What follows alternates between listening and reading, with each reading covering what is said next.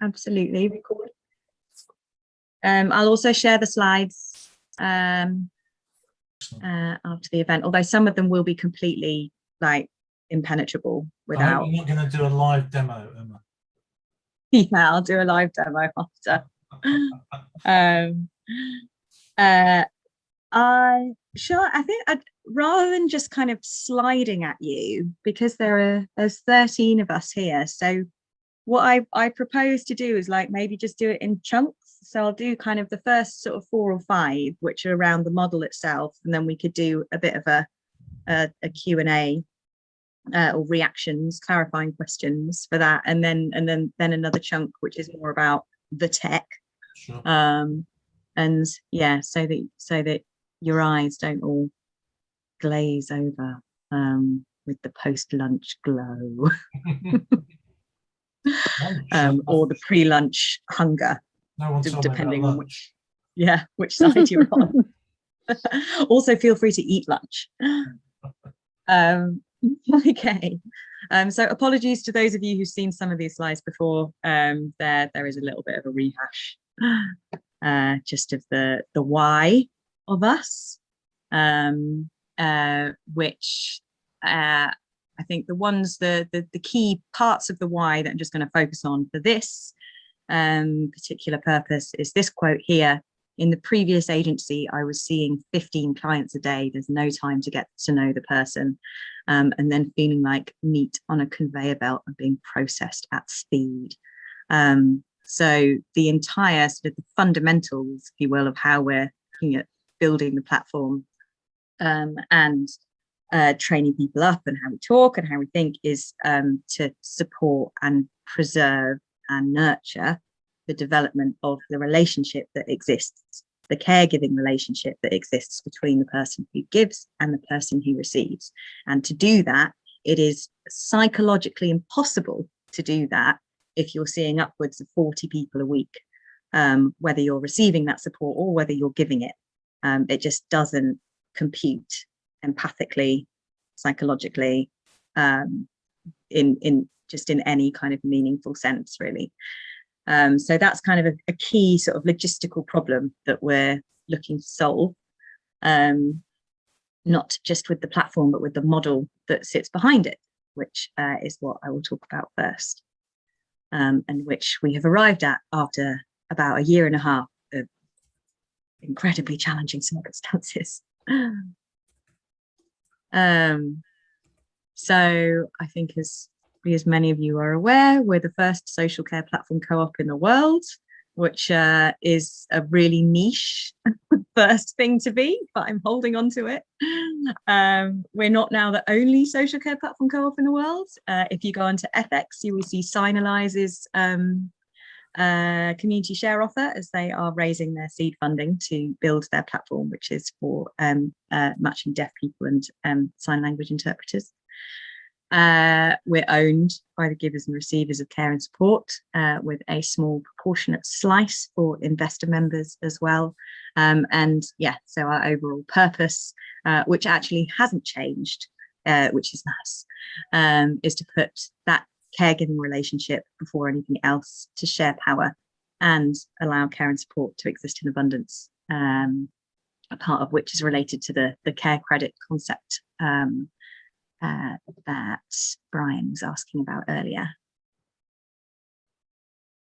So these are kind of the 3 ingredients that we see as being necessary for being able to shift power in favour of those who give and receive support. So one is around decentralised structures, which again, I'm sure many of you will be familiar with. So Buurtzorg, self-managing teams, ways in which decisions can be made by the people who are affected by those decisions. I have a core criticism of Buurtzorg, which I'll come on to in a little bit. Respect for the front line, so making sure that as much of the income that comes through the cooperative is allocated, is routed directly to the people doing the care and support, as is humanly and sustainably possible for the cooperative. And that is without ending up charging people who are getting support through the nose for that as well. And then the digital platform bit. So that's just a small image there from the wireframes. A little bit about the journey. I'm not going to read all of this out, but I will make it big for the purposes of the recording. So it's all kind of centered around starting with the what do you want conversation. This is a conversation that can happen face to face, or if you're not looking for forms of regulated support, we are registered with the Care Quality Commission, then you can just go and get support through the platform yourself. Choose who joins your team. So this is the stay in control bit. And then the people who join your team, the idea is that they join with their own consent as well. And it's that kind of key ingredient, mutual consent, that then enables that caregiving relationship to actually kind of have a chance of both surviving and thriving.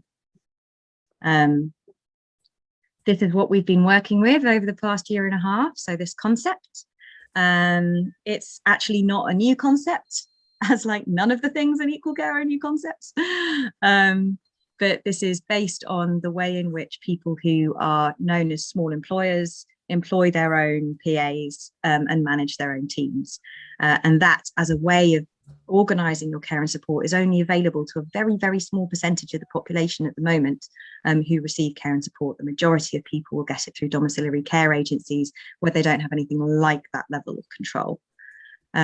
So the way that we work is that when you join, then you join as building your own team. And you can have a nominated family member who can support you with that, or who would be making the decisions on your behalf, if that's the support situation you're in. And then the people who are the members of the team can be, so here's a couple of examples. It could be a family member. So we've had family members update things like we call it supportive conversation, but the support plan. Rota curator, again, that could be an independent care and support worker. It could be an employee. It could be a volunteer even. It could be a family member, or it could be the person receiving support themselves, of course. The owner of the team is always the person receiving the support. Then, yeah, the other roles are kind of created and distributed depending on the level of complexity in that team.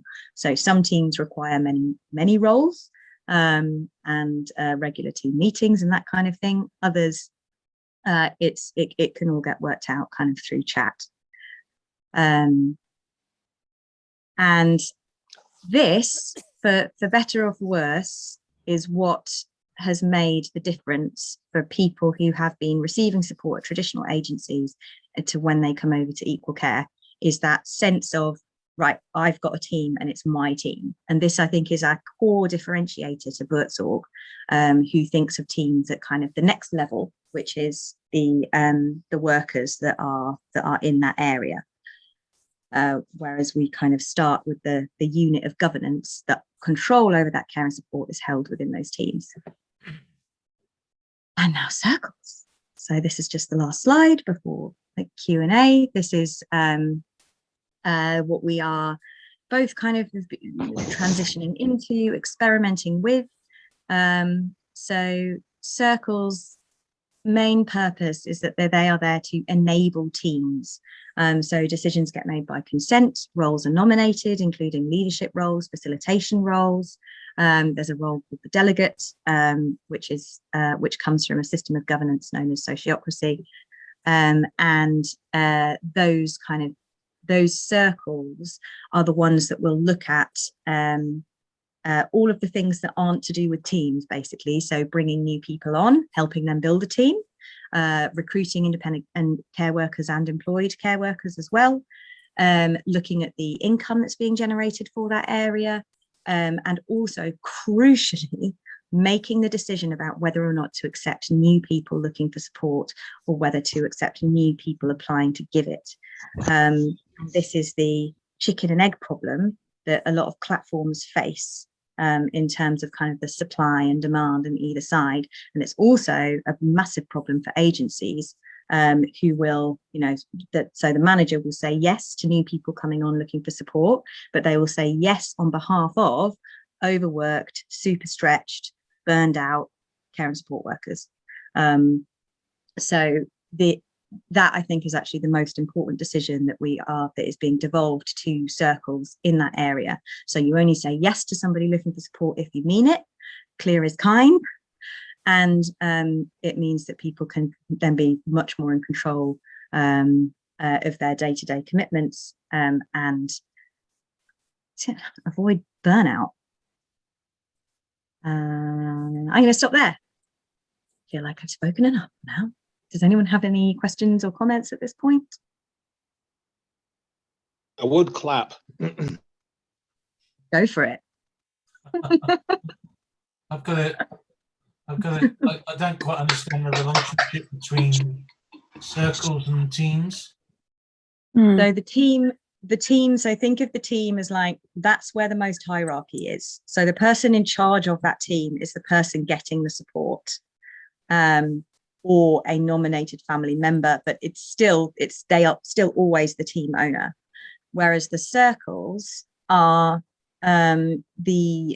predominantly the paid workers that are operating in that area. So kind of taking the Calder Valley, that is Todmorden, Hebden Bridge, Sorby Bridge. There are 3 circles there, where the members of those circles is really anybody who's giving support to people and who lives in that area. So if you think of like I've been characterizing equal care as a wedding cake, and at the top there's teams, and they are enabled by circles, and circles are enabled by the cooperative and the platform.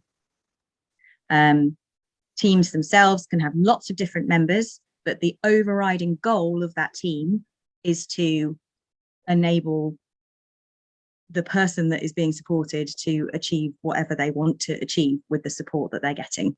So the focus is that person who owns the team. So it's a bit of a different change from the usual kind of circle around the person, team around the person. No, the person is in charge of their team.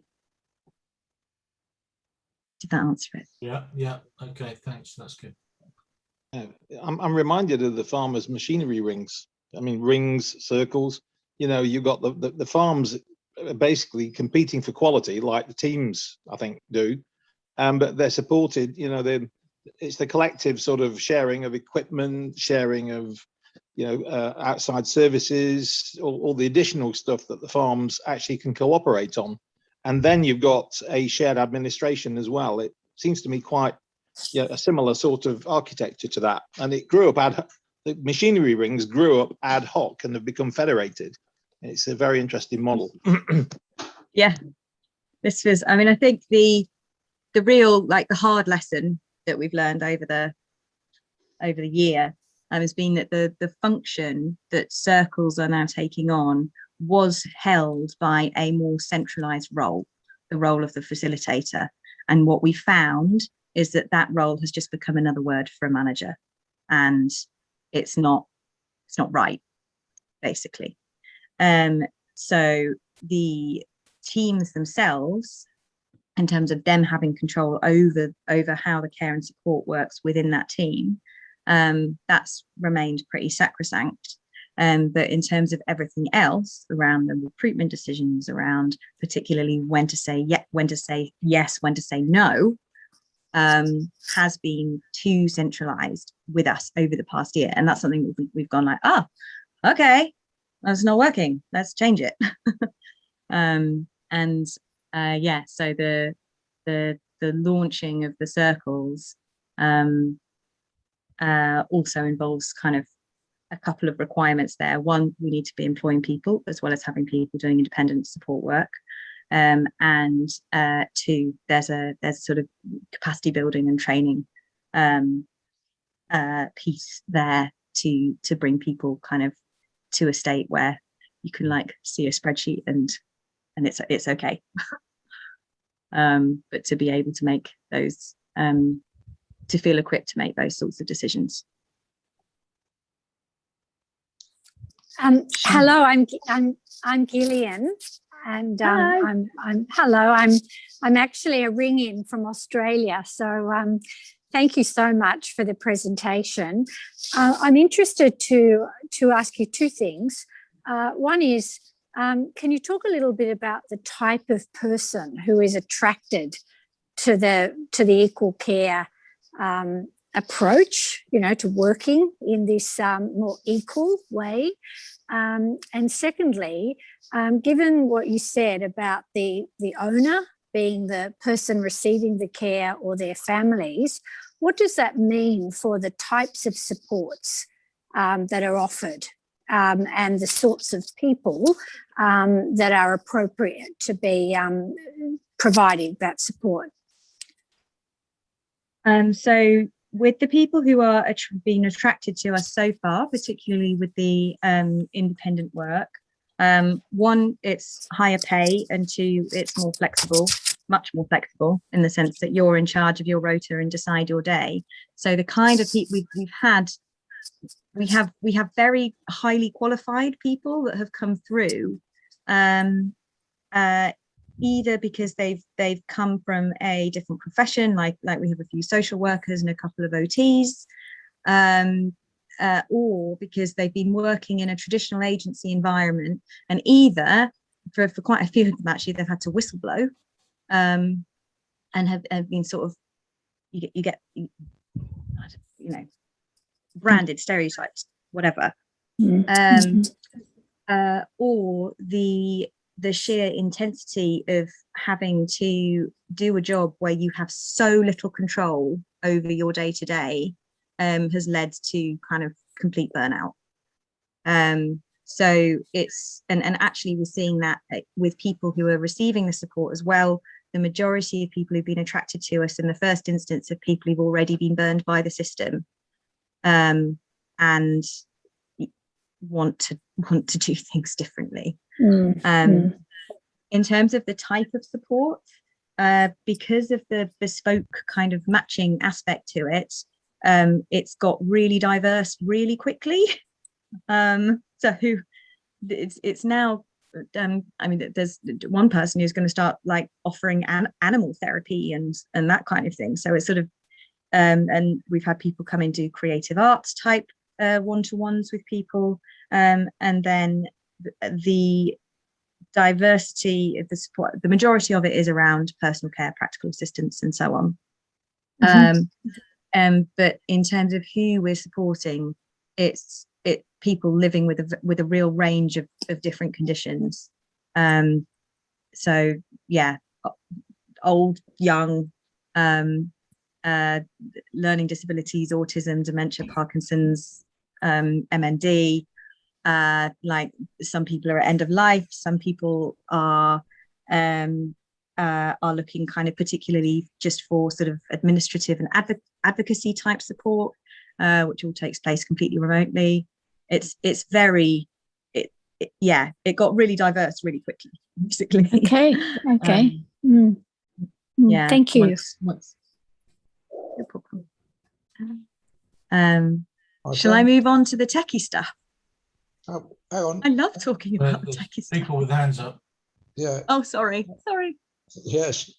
Emma, I was interested in what you were saying about the chicken and egg scenario, you know, the supply and demand. Are you saying that you have to train up people first, the care workers, before you look for the clients? And if so, doesn't that sort of do you have to build that into your cash flow projections? How does it? How do you work it? Yeah. Well, it's a difficult balance, isn't it? So it's so difficult. It's so difficult.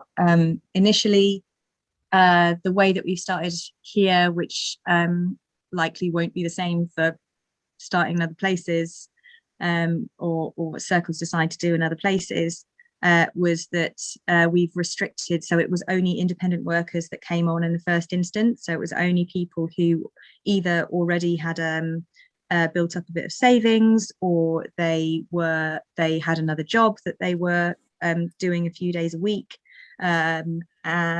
or yeah, kind of we were just very explicit about not being able to immediately offer hours, because we were also building up the people looking for support on the other side. In terms of the people looking for support, the first few people that joined us had backup. So either they had another agency that was coming in already, or they had family members that were giving the support and needed somebody else to come in, but it was still okay to be ad hoc. So we just made sure that kind of the circumstances in which people were looking for support meant that we weren't like the only option. Now that we are just about large enough, we have a couple of people where if we don't go in, then no one will. And that is a very distinct transition to make, and it's a transition we've made only in the last like few months, I'd say. And it's with that where it's become kind of very clear that the need for having the independent work, and in order for independent workers to continue to enjoy that level of flexibility, which they have every right to, but in order for us to make sure that we are able to provide continuity of support, that is has the core base of employees that are at real living wage and above. Yeah. So you've had to start off in a sort of like a sort of hybrid system, haven't you? Really, to get it off the ground. And then it doesn't matter whether if you're joining but the team day. So as an employee, you're not like given a rota. You get it's still about the match. It's still about the connection that you have with the person you support and the other team members. And yeah, so it doesn't matter if you're volunteering, you're an employee. It doesn't matter what basis you're a team member. You're still a team member. Yeah. Okay. Thanks. Cheers. No worries. Okay. Simin has got a hand up. Hi, Simin. Hi, thank you. Yeah, I just wanted to, I came onto this a little bit late, I'm sorry, but it's been really interesting to listen to you, Emma. I had a really rudimentary question, which was that you've got slides on your screen, on your video. Ready video. Yeah, but it's a bit blurry, and so I haven't been able to read. Oh, is it? I don't people, but, well, I can make them bigger. So yeah, as I kind of talk through them, I'll make them bigger so that they fill the whole screen, so you can read them. Ace, yeah. I think we'll share the slides afterwards as well. Excellent. All right, thanks so much. Thank you. Duncan, you've got your hand up. Yeah, it's just thank you very much indeed for your presentation. I too had a bit of a problem with the slides, that it could be my own eyesight rather than anything else that's wrong there. In what way, though, do the people being cared for share in your profits? Well, that at the moment we don't have any, so that's quite an easy question to answer. And in terms of redistribution and dividend redistribution, we've incorporated that into the financial modelling, but I'm basically waiting until we have sufficient members to be able to kind of make that decision with any credibility, which sounds a little bit like a dodge, but no, okay, it's in line then, isn't it? The other thing then, yeah, the intention is democratic control. Is there democratic control? I mean, I'm thinking particularly the people being cared for. Yeah, so it's still one member, one vote. We haven't imposed a kind of proportion on in terms of who's giving and who's receiving support in terms of the kind of membership voting allocations, but have said in the bylaws that basically if it becomes kind of overly skewed, then we would look to amend the rules to enable that. Yeah, I mean, gosh, the redistribution of dividends, what a lovely problem to have.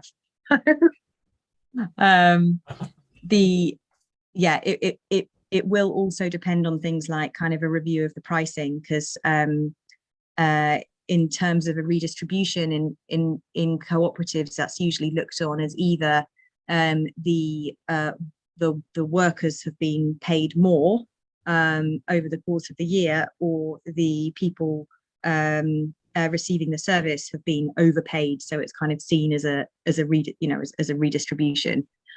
So I have a feeling that there would be some kind of complicated process and formula to go through once we are a little bit bigger. And just the final thing, some kind of means test needed for people to qualify for care.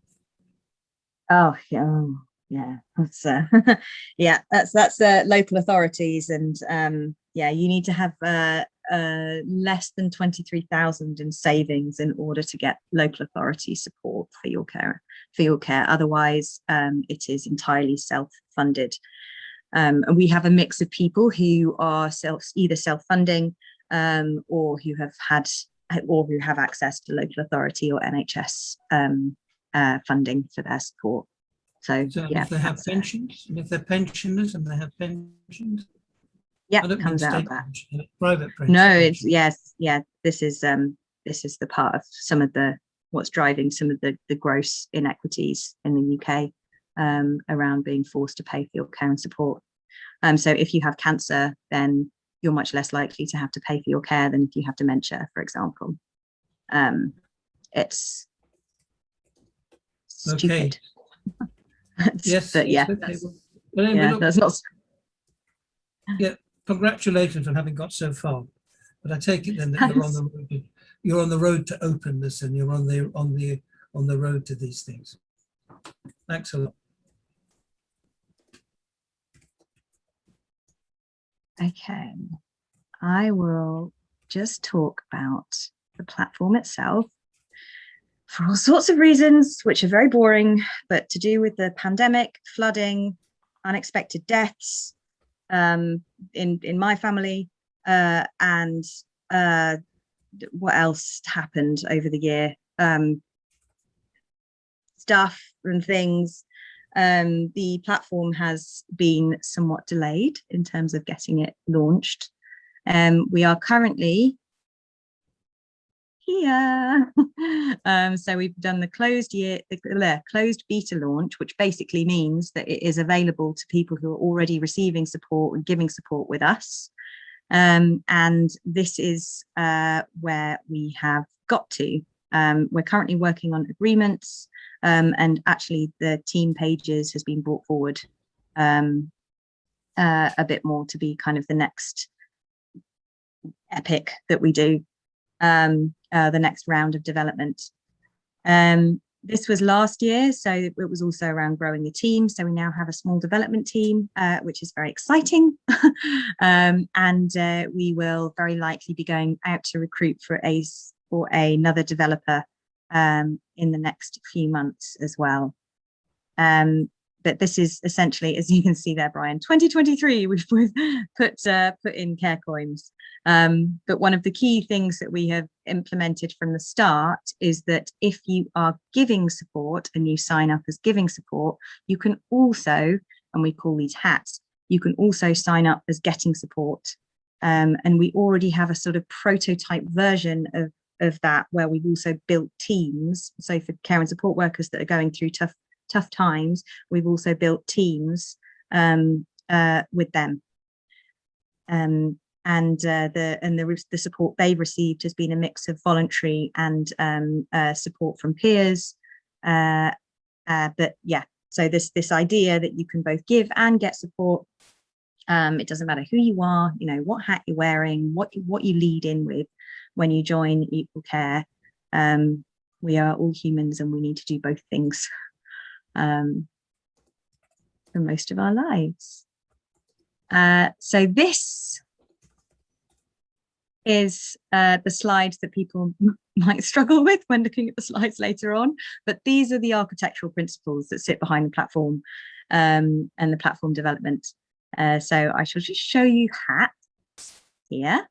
So I've mentioned these a few times, but the idea is that when you join the platform, you acquire a hat, and you can acquire as many hats as you wish. You can put them on, you can take them off. And these hats are different types of roles or relationships or kind of forms of interaction that you have with the cooperative and its members and the platform itself. So we have and we've built this into the code. So there is a giving support hat and a getting support hat, but there is also an arranging support hat, and then kind of the more specific hats around roles that you might acquire in teams. So if you become the rota curator for a particular team, then you acquire that hat. If you become the leader of a circle, then you acquire that hat, and you can take it off again. There are also another kind of sort of some thinking that has resulted from seeing things in this way, is that there are kind of implicit hats. So there's like a backstop hat, which is who's the person that always steps up when everything else falls over. Often that's a family member. Sometimes it is an independent worker. Sometimes it's an employee or someone in some. But there is always someone who is labelled as the backstop. So that's hats. The next architectural principle is to do with accessibility. So this is like the light spectrum, obviously, but we are reinterpreting accessibility as it's on a scale of preferences.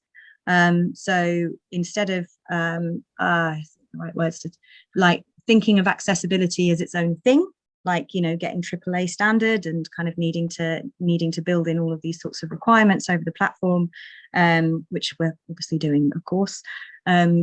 Thinking about it in terms of what might you lead with in terms of your senses. So would you prefer to hear things? Like, you don't have to be blind, you know, in order to prefer to hear things read to you. You don't have to have a named condition in order to prefer information to come to you in that way. So kind of starting to try and sort of, I guess, decouple accessibility from this sense of, oh no, that's only for people who have disabilities. It is about what are your preferences and what are the ways that you have of perceiving the world, of interpreting the technology, that work for you, and sort of just coming back to that much more sort of fundamental kind of human-centered, I guess, principle. The other architectural principle is around the wheel of consent. So this is basically making consent and mutual consent a real centerpiece of how you engage with the platform. So that includes the agreements that you make within teams. You acquire a hat by consent, you take off a hat by consent, and your rota is there with consent. We are not kind of, handing things down from on high to say kind of, this is what your week looks like, this is what you must do, with the sort of rather obvious assumption sitting underneath that if you have consented to a thing, then you are more likely to want to continue doing it. And consent is notably absent in the relationship that agencies have with their workers, and that people getting support have with the way that they get care and support at the moment. I can never remember what this architectural principle is, because it is that hang on, I think this has got quite an important one. Okay, so this one is around sort of the revaluation of care. So I think this is a bit more about getting out of the way. So kind of recognizing that the people who are involved, you know, there are only two people in that picture. I know it's like Scrooge McDuck and Tiny Tim, but the exchange that is happening there is between those two people. They don't need anyone else to mediate it. They don't need anyone else to control it. They don't need anyone else to impose themselves upon it and their will upon it. It is very much about getting out of the way and allowing that to happen. Okay, the next two slides are going to be the most techie ones. I really like this. And I really like this because this is an example of the way the platform architecture that we're building completely reflects the ethos of how we want to go about giving and receiving care and support. So this is an entity relationship management database. And that I think is Mr. Chatterbox.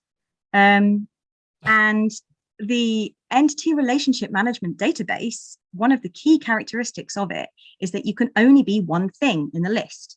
So if you're a customer, then here's your name, address, gender, date of birth, then that's okay. But what if you also become a supplier as well? Well, you have to be entered into the entity relationship management database twice. So in essence, what an ERM database does is it turns you into your hat. So you become your hat, hence Mr. Chatterbox becoming his hat. And you get kind of completely obscured by the way in which you engage with the system.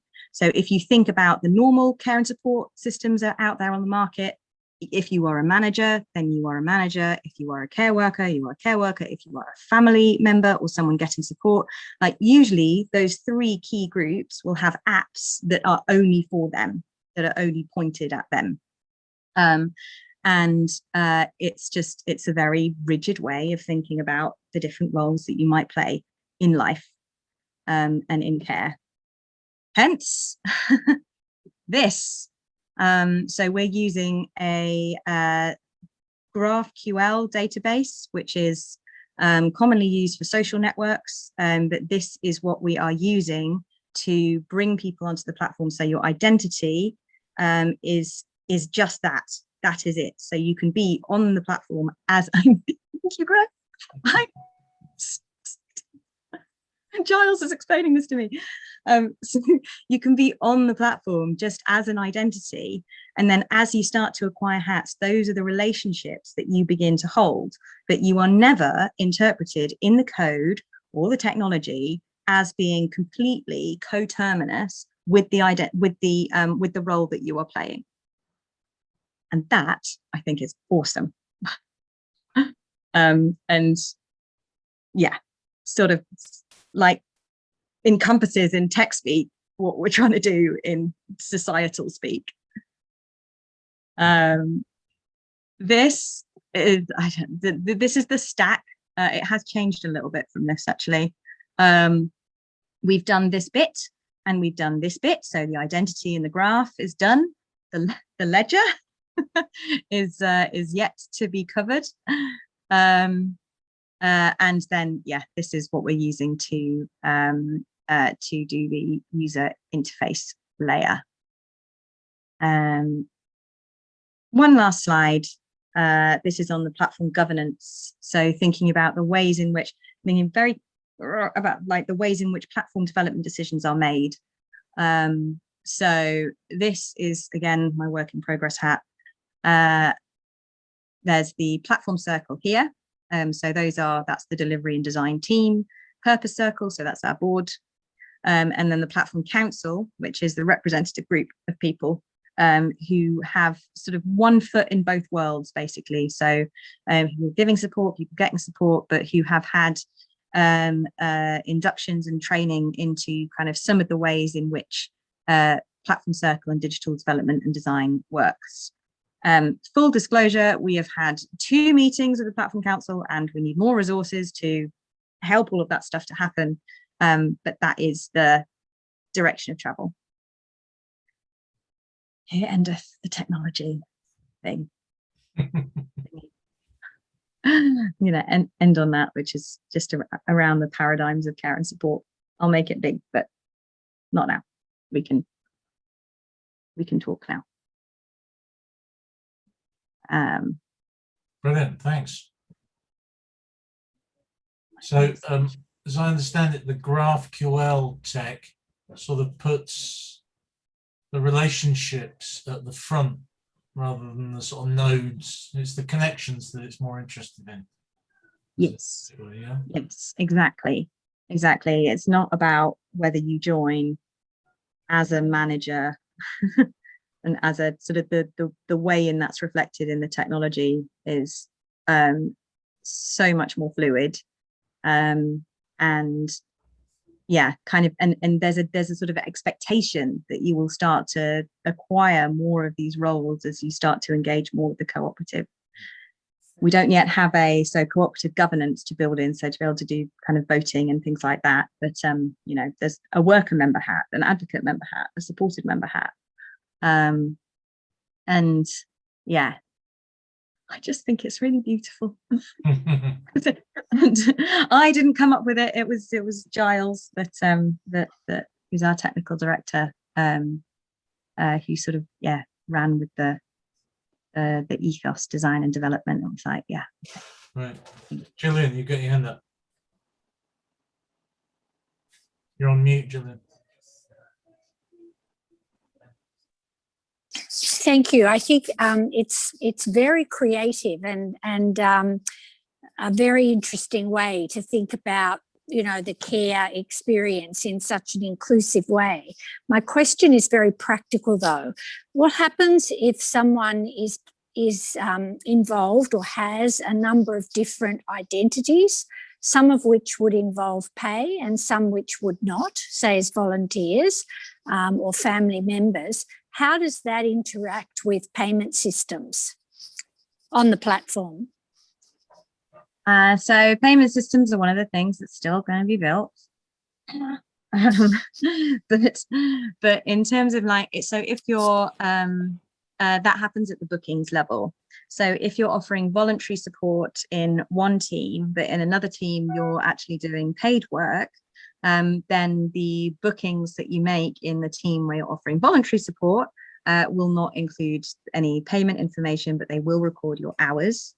And then in the team you are giving paid support, then it gets recorded as paid, right. And then that's at the hourly rate that you've set on the platform, or that you've agreed specifically with that team. So that's all manual at the moment. You haven't sort of linked it into a payroll system. Oh no, so it's all linked into a payroll system, but we're using the snazzy way of describing this is low code, no code. But the actual, what it actually is just like using a collection of apps that do what you need them to do while the platform is being built, which we lovingly call Frankenstein. So we like QuickBooks, vCita for bookings, JotForm for our forms provider. So we're just like pulling in a whole load of third-party apps to just like bolt it all together and go, okay.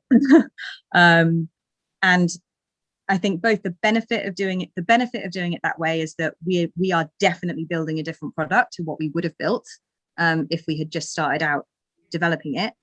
And then obviously the challenge is that we are developing a product while running a regulated care and support service.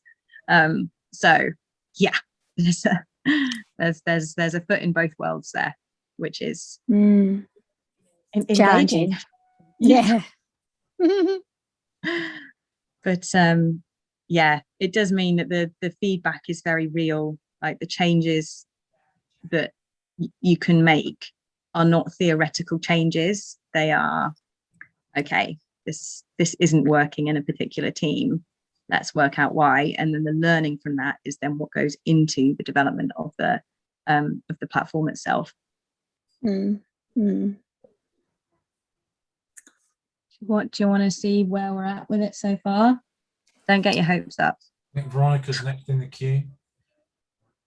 Can I just check, Emma, how are you doing number-wise, people-wise? I think one of the things we've been, it's the growth and it's the speed or the slowness of the growth, and like how much is possible with the limited number of people hours, whether they are paid or unpaid or voluntary or whatever, like people have. Yeah. At the moment, we're still, so sorry, in terms of like the size we are now. Yeah, and what are your sort of numbers and like what, basically. Yeah. So we're still quite small in terms of I don't know, agency numbers. We are supporting 20 people. We have 21 care and support workers. We're delivering 1,400 hours of paid support per month. We've recently had to say no to adding any further people in because we have hit the point at which the infrastructure development needs to take another leap before we can bring on more people, and also the like everything needs to be in place for us to be able to employ care and support workers as well. So that's kind of been going back to spreadsheets, going back to the modeling, going back to the job description. which actually I've just published on the website that's the draft job description to show the differences between independent and employed work. And yes, so we're operating a waiting list at the moment. Yeah, it's like, and that's where we are. In terms of kind of growing with new circles, we've done a lot of work around how a new circle can start without it, so being able to retain local autonomy at scale, because obviously for a platform to actually kind of work and be sustainable, it needs to be supporting more than 20 people in the Calder Valley. Yeah, there's been a huge amount of work done around how circles can be supported to start, and which I know is also work with the Sharing Care project, and to be doing that in a way where where there's a partnership approach, where it's about like sharing infrastructure and resources, and there being a lot of air for innovation, growth, development, change. Yes, yeah. Also been playing around with our governance structure in that respect and thinking about, I don't know, operating more like Unicorn, which has like 60 directors. But it's a very successful co-op. Yeah. And what? Yeah, there are still these. Sorry, I wanted to also know what's your capacity to do that. So like this is great and this is super useful. And how many? Because people give time for free to do this, I bet. And then there are people who paid to do this work sort of beyond doing the care and support. What's your team? Who like, I don't like old-fashioned full-time equivalent. So we're a team of 5.2 full-time equivalent, about to go up with the addition of new care and support workers, and hopefully a data and finance person, and another developer. We are at this kind of weirdly uncomfortable stage where everyone kind of goes, oh, you know, you've raised this money, you're fine. Like, well, actually, there's still a bit of a jump. There's still a bit of a leap that needs to be made. If you're looking in terms of starting a normal care and support agency, then the funding that we've received is fine. If you're looking in terms of starting a platform, the funding we've received is like peanuts. Yeah.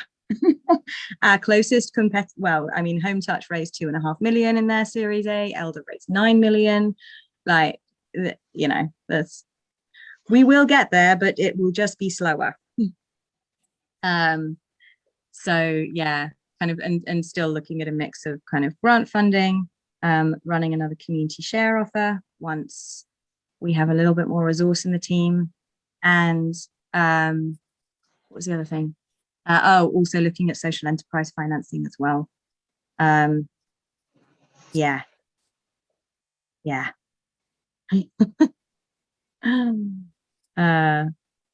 Thanks, Emma. Chris, got your hand up? Yeah. Yes. Thanks, Emma, for that. It's really brilliant. Sort of, I love the hats. You know, I'm reminded of multi-purpose spaces. You've got multi-purpose people. I rather like that. And but what it is, you know, I think we touched upon this when we talked, and I've sort of gone live on an energy. It's called island-power.net. What we're looking at is accelerating development using sort of complementary tools, and the tools I'm interested in which I think would be perfect for yourself is the very simple tool of using a limited liability partnership, a development partnership. They've been around for 20 odd years. Been in pretty routine use as a special purpose vehicle in a sense, but I think of it more like a chrysalis. You know, you're sort of at the caterpillar stage, and maybe, you know, with the beauty about bringing in a capital partner, somebody who literally just shares the surplus if there is any, because shit can happen. It's a very simple but elegant way of doing it. I funded a film that way and it worked. You know, these are the sort of things I've been testing. So if you really want to actually come up with a sort of non-toxic way, and we could maybe find the investors for it, I'm sure they'll be out there. It's not conventional, but there are people, I think, prepared to do it. So, you know, maybe we could touch base when you got time. We could talk it through, because it's something I'm doing in the energy space right now. That would be amazing. Yeah, I feel like we're sort of at a bit of an option paralysis moment in terms of kind of what the direction is to get further funding and to be able to build out the team, and for, you know, and when that happens, I'm going on holiday.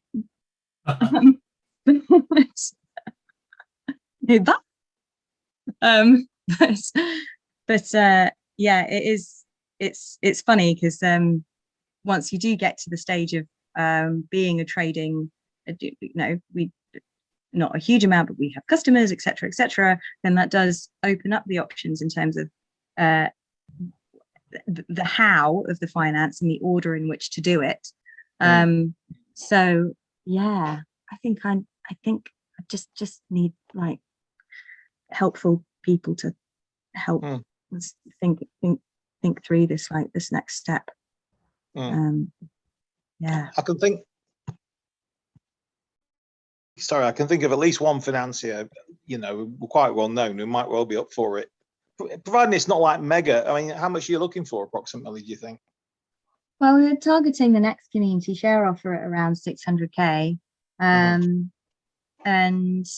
the social financing kind of side would be more of a bridge into that. So that would be up to 150k, kind of looking at the key fund with that. And then in terms of kind of the available sort of larger grants around, but obviously they're highly competitive. So yeah, kind of in the region of between 500,000 and 1 million. And that will, I mean, that'll get us way beyond break even. Because platforms do actually reach break even relatively quickly. It's just that there's this kind of big growth out into. So the buzzword is blended finance, you know, public-private philanthropic, and I think the methods that we're working with actually do blend it nicely, because you can essentially opt to take your full entitlement, not your full entitlement, or no entitlement at all, but from the same wrapper. You know, it's quite simple and elegant, but I won't say anything more about it. I'll ping you if you like. Thanks, Chris. Thank you. And yes, you've been very patient. Thank you, Angela. Hi, thank you. What do I want to say? I want to say, firstly, thank you. Like, this is really, really interesting. So my name is Sim, this is Joe. We're in Brighton. We're from a group called Mutual Aid in Sussex. And last week or the week before, we ran an event on care co-ops. Yeah, but just like very, very early stages. So it's really interesting to hear more about this from you, because I've been on the website and done some internet stalking, but that's about it. My question, this may be because I missed the first 10 minutes of the talk, but I'm either talking about teams or circles. It's one of the two. And I'm thinking, what happens when there are people who, so say there's a group of people and one person needs support. So then there's like a team around them, maybe people with different hats on. Maybe they change their hats. But what if it's the same group of people, but multiple of those people need? Are they then the same team/cycle, or are they different? Need different. Sorry. It results in, if you were to draw it, it results in quite a lot of overlapping Venn diagrams. So yeah, so we have the teams. So it's right, we're supporting 7 people in Todmorden at the moment. They're team members. Some of those people live in Todd. Other people don't, like they come from like Halifax, or they come from Hebden. No further than that. But then the circle, the interests of the circle is around Todd. So the financial model of the cooperative is that 5% gets contributed from the independent workers' hourly rate, and 15% of that hourly rate gets added on when the cooperative charges the person receiving support. And that way, 80% of the overall hourly rate goes to the worker. So that's like a 14, 16 pounds an hour, thereabouts. The what we're then doing with that 20% is, and this is also why we need a data and finance person who's good at financial literacy kind of person, is shunting. I'm aiming for around like 15% of that 20% then stays in the area. So the contribution that you make as an independent worker living in Todd goes into your circle. And the contribution that the people who are receiving support in Todd makes to the cooperative, the majority of that goes into the circle. And then it's that circle budget that then gets spent on doing things like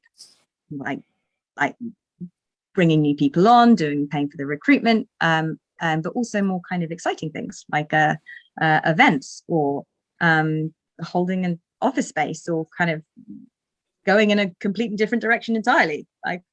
But yeah, but decision-making independence doesn't work without financial independence or financial decision-making authority and power. So this is the slightly more complex way of being able to do accounting and finances in a way that's actually distributed and decentralized, rather than doing finance and accounting in a way that centralizes and aggregates all of those numbers, which is how it's usually done.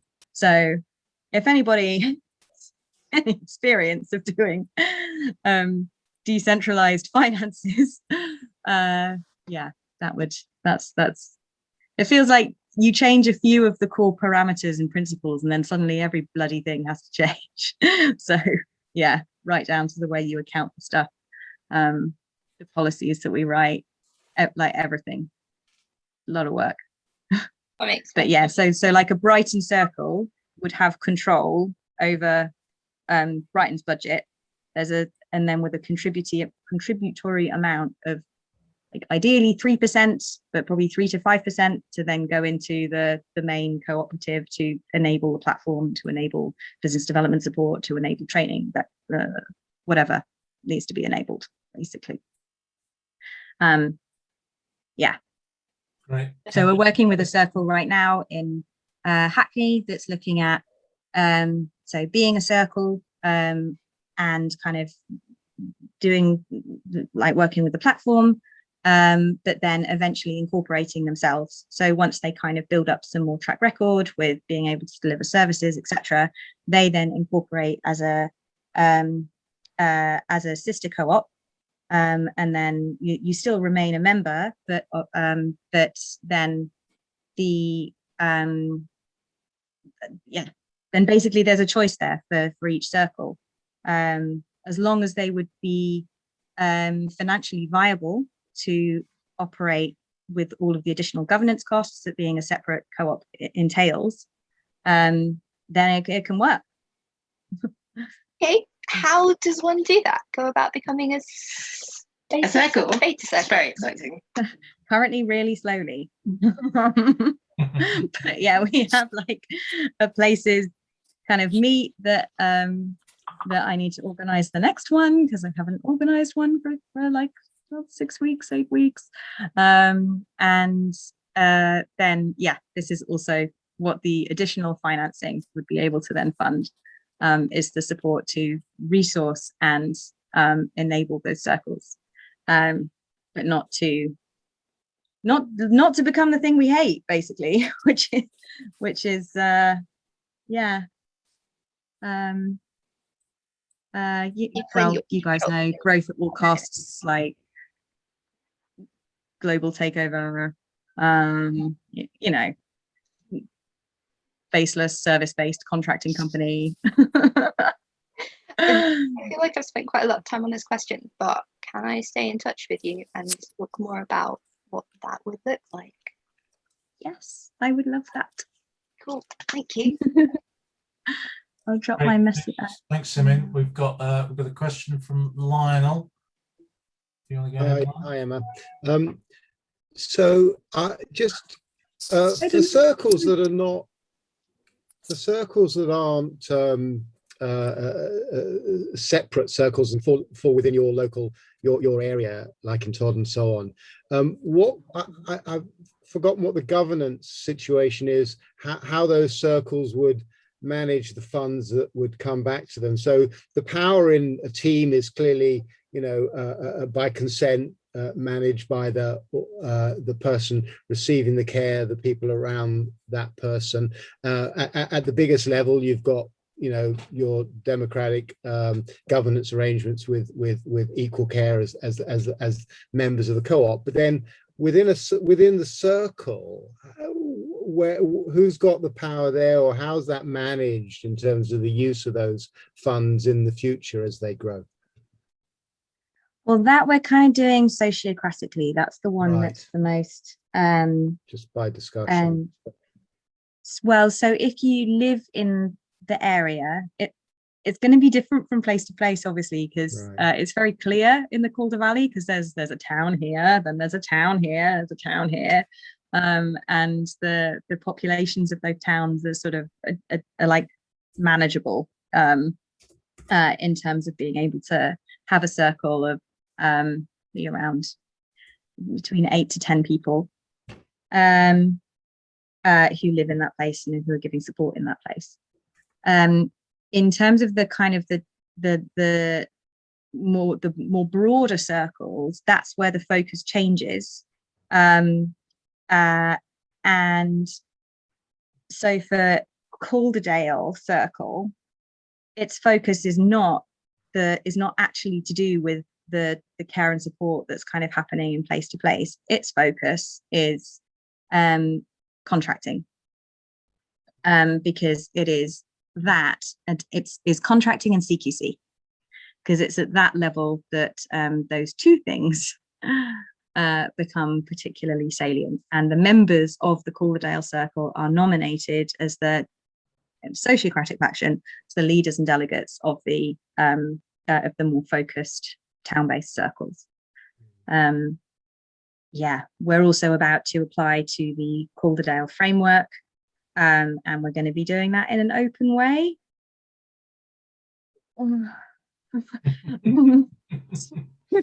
So like basically publishing a tender under the Commons licensing arrangements, so that we are then, it's terrifying. It's either really brave or just really, really stupid. I still don't really know which. But this is part of the Health Foundation project, to basically blow open the world of tendering, because it's horribly secretive and totally open to abuse and corruption. I think there could easily be maybe, Graham, at the next Sharing Care, you could have a session devoted just to tendering. Good idea. Yeah. Authorities that quality is an important factor as well as price. Yeah, we were certainly trying to get some speakers in this series of events around from local government. Unfortunately, we've not been successful so far, but that certainly remains on our list. Could I ask a follow-up question on a separate subject to Emma? Just in your experience, have you, as you've reached out and got people, clients, do you have you felt any difference between people who have personal budgets from the local authority versus self-funders? Or actually, sorry, I can't remember. You're not doing any. Are they all direct payments people or self-funders? You're not doing any. Mix. It's a It's mix. a real mix. I just About wondered, 50-50. just in terms of the way that the equal care ethos is coming across, if you've just picked up any sense of the different ways different groups are responding to the message, and if you've learned anything about that. I was about to say that the people receiving the budgets are more stressed, but actually I don't really know if there's anything in it. Right. There's a greater complexity factor because there's a third person involved, which is the social worker or the CCG. Right. And it has been so, like, we just don't know, like, so for some individuals who are working in the social work team or working in the CCG, what we're doing is very exciting, and they can totally see the point of it. And for others, we are basically anathema to all things that should be correct with the world. And I think that's mostly due to the expectation that we have around the voices that not the person receiving support has, because even NHS is actually reasonably schooled in patients' wishes type stuff, but in other members of the team, and I think particularly social workers and CCG members have just been like, why would I want to speak to a care worker? I want to speak to a manager. We're like, we don't know what's going on in that team. Like, we cannot give you the answers to the questions that you are asking, because we are not there every day, and it's frankly, it's rude. Yeah. There are people with much greater expertise about this that you should be talking to. So it's more that's been the culture battle. Thank you. Thanks, Emma. I'm aware of the time, we're sort of running up against it, but I've just got a quick, well, it's a quick question, but it's probably a very long answer, but just to flag up an issue that's sort of running around in my head on this. I mean, I'm not a software developer, but what I do know about tech is that it essentially has to sort of codify stuff into a set of fairly hard and fast rules, and that feels to me like there might be some conflict there again between trying to do that and build a sort of technical digital platform that does some useful stuff within the context of a sort of social care relationship arrangement, which is very much needs to be really fluid if it's going to be really effective and flexible for everybody. It feels to me like there's a sort of two things butting up against each other there. I think that's the danger that's the danger that I've certainly seen with a lot of kind of how we started approaching it. We were also approaching some of the stereotypes and expectations that the development team held, because it's, it's in the ether, it's in society. I'm sort of reminded of when Twitter announced that they were going to be changing all of their code to delete references to master and slave as part of BLM. And one of the concepts that I found completely compelling in technology development is that of the domain language, and having a shared domain language, where if I say person getting support, now the reason that's a verb, that's a thing that you're doing, it's not a thing that you are.